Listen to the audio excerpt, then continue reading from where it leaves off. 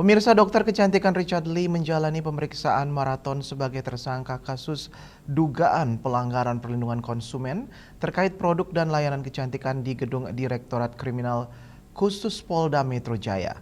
Usai diperiksa 10 jam lebih, Richard Lee bungkam saat keluar dari Polda.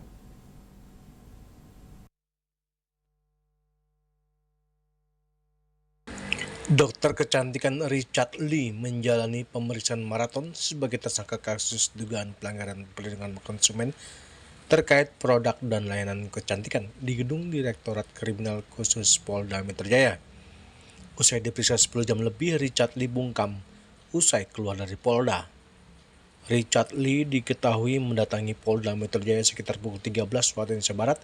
1 jam berselang, penyidik mulai memeriksa yang bersangkutan terkait dugaan pelanggaran di bidang kesehatan dan perlindungan konsumen.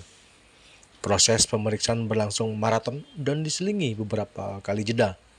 Namun kondisi Richard Lee disebut tidak lagi memungkinkan untuk melanjutkan pemeriksaan. Sekitar pukul 22 waktu Indonesia Barat, yang bersangkutan mengeluhkan kurang enak badan. Kuasa hukum pun mengajukan permohonan agar pemeriksaan dihentikan. Bang, iya kita juga capek beneran. Bang, Gimana bang? Sedikit aja bang. Statement dikit dong. Jadwal aja bang, gimana bang? Pemeriksaan ini bang. Aduh, terima kasih ya. Sorry beneran. Suara saya habis nih ya. Kondisi dokter Bang, sedikit aja bang. kondisinya aja bang, kondisinya bang. Nanti lain kali kita akan ngomong ya. Pemeriksaan lanjutannya kapan, kan sempat dihentikan bang? Itu pemeriksaan lanjutannya kapan bang? Maaf sekali ya. Terima kasih semua. Polda Metro Jaya menetapkan Dr. Richard Lee sebagai tersangka pada 15 Desember 2025.